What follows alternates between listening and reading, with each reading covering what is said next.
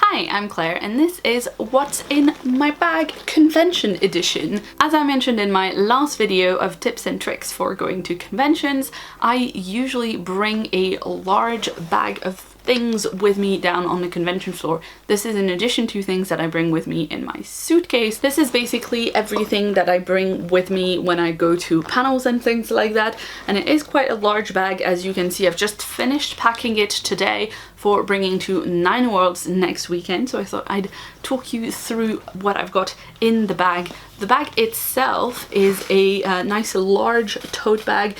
It's actually from Accessorize. I think the full price version of this bag is like 35, 37 pounds, something like that. I got mine half price, so that's always good.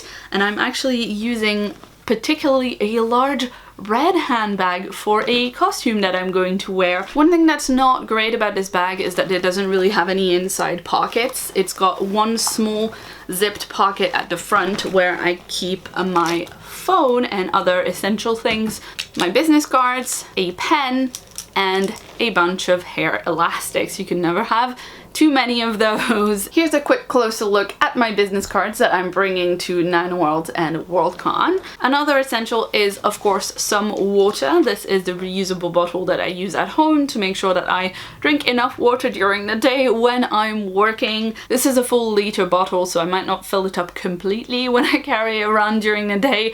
Otherwise, the bag will get quite heavy quite quickly. Next up in here, we've got my wallet, which obviously I need for buying swag and drinks, and then a little notebook. For me, this is just a perfect size to keep in a bag like this. I don't usually take loads of notes in panels, so this is plenty big enough for me. I love the color of this one, and it also happens to be Dumbledore's army themed. This came in one of my Harry Potter loot boxes, and it was probably my favorite things that I got out of these. Next up, we've got this little sewing kit that I put together for myself because I'm going to be cosplaying at the con, and it's always good to have just a little bit of repair supplies on hand in case you need it. So I've got a tiny box here with some needles and some pins and some snap-on buttons that are useful for repairs. And then I've got another little box here with a bunch of different threads of different colors, and this is really good because there's not a lot of any of those threads, but for a spot check it's quite good to have a bunch of different colors so you can repair basically anything that you're wearing and it doesn't look funny because there's like visible white or black thread or something. I've also got a pair of tiny bathroom scissors and a seam ripper in there as well, and I keep all of that in this little pouch here just because, as I mentioned, this is a tote bag. It doesn't have a lot of internal pockets and storage at all, so it's quite good to have everything in little pouches on the inside. Speaking of, my next little pouch that I got is not so little. It's this Slytherin pouch that is from Primark and I got for my birthday I think this year. And in here I've got all my like toiletries and medical type supplies that I like to have on hand. In terms of toiletries, I've got things like the all-important hand sanitizer that you need to be using quite regularly throughout conventions to not get con plague, and then I've got a kind of similar product but in like wipes form, so hand wipes, and I've also got some spare deodorant, which, you know, you can always use a top up during the day at a convention, especially right now in the UK when it is ridiculously warm. I've also got a couple of bits of makeup, specifically just a cream conditioner and a lip balm. This is just for spot checks during the day. Then I've also got some sanitary pads and tampons. Even if you don't think that you're going to need them during the time of the convention, it's always good to have them on hand because, you know, it's better to have them and not need them than to need them and not have them. And then of course that might apply to somebody else. Somebody else might need some stuff and not have it. And then the rest of the stuff I've got in there is more on the medication side. I've got a little bit of paracetamol and some throat lozenges just in case your voice starts going or you have a headache. I usually take only like a sheet of each in my little bag because that way it conserves a bit of space. And then of course I'll have the full packet in my room so I can top up if I need to. Then in the same vein, I've got some plasters in here. I've got regular plasters as well as blister plasters, and they are just like from 2 different packs, and I've consolidated them into one pack so it takes less space.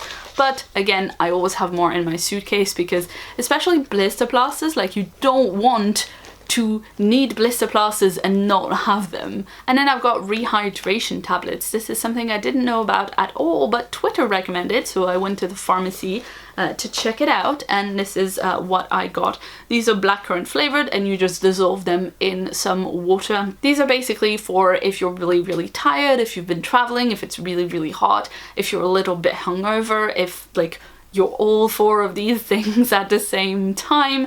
Basically, they help you replenish vitamins and minerals and things that you need quicker than drinking regular water. They're basically the kind of thing you'd find in like a Gatorade or a sports drink like that, but just like a little bit healthier, I guess. I don't know.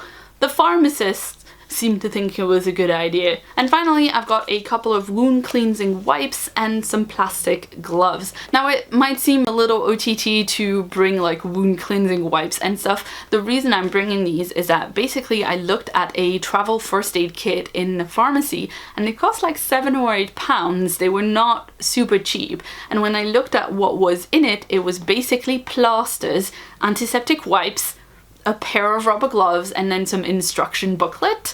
Sure, I don't have an instruction booklet, but all the other things that were included in the kit I had at home.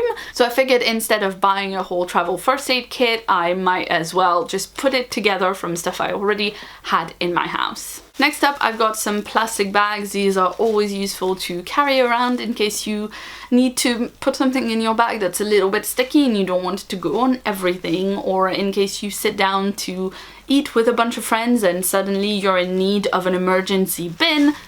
You've got plastic bags. Then I've got a tote bag, and this is full of snacks for panels. All of my panel snacks are basically some form of cereal bar with chocolate in.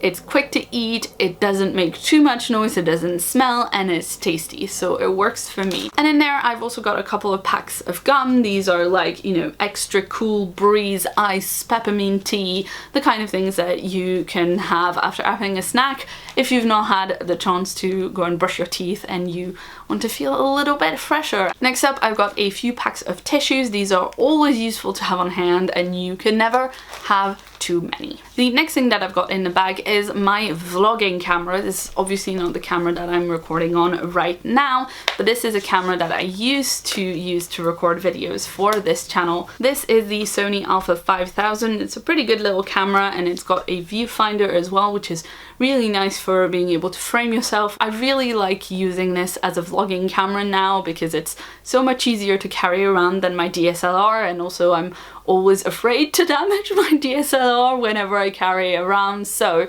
this I really like for vlogging. The only thing about it is that the sound is not really great. But speaking of sound, I've recently invested in something new. I've now got a field recorder. This is the H1N Zoom, and I bought this really recently because I wanted to be able to get some audio from 9 Worlds and Worldcon. I know a lot of people are going to be there that are really interesting, and I want to see if I can get people to say a few words for me for Radio Free Fandom to put together some live episodes, which I think would be really fun. And I didn't want to lug around the Blue Yeti microphone that I record the podcast on at home because it's, you know, expensive and large and heavy, and I did not want to damage it.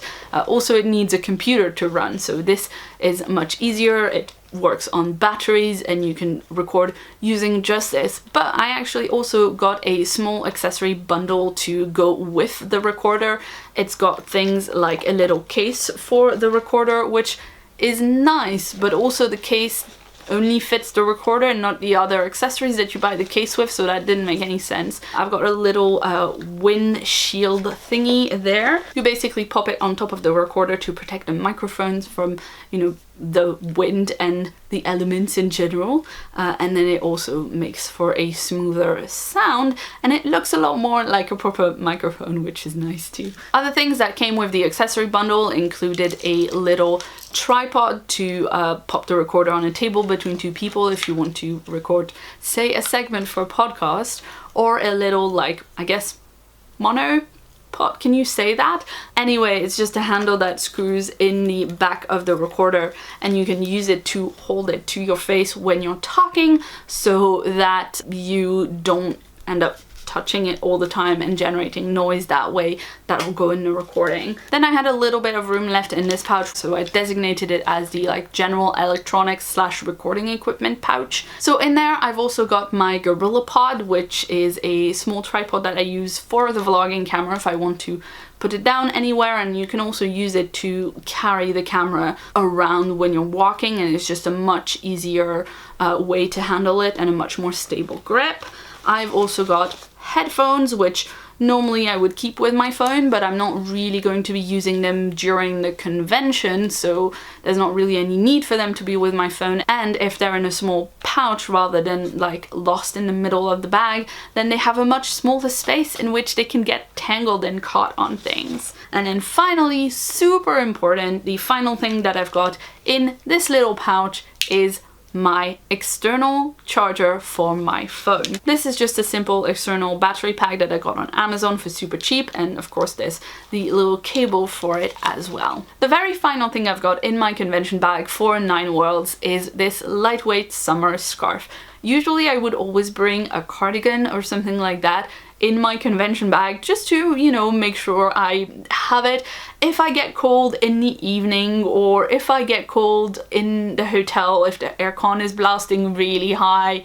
Honestly, with the weather as it is right now in the UK, I don't think I'm going to need a cardigan at all. Obviously I'll have a cardi in my suitcase in the hotel room in case I need it, but I really think this probably will be quite enough, because right now it is 35 degrees in my office as I'm recording this, so hopefully the hotel has some really nice aircon. If the aircon becomes a little bit over the top, then I have a very light scarf, but I don't think I'm gonna need more than that. So that's it. This was everything I've packed up in my convention bag for 9 Worlds.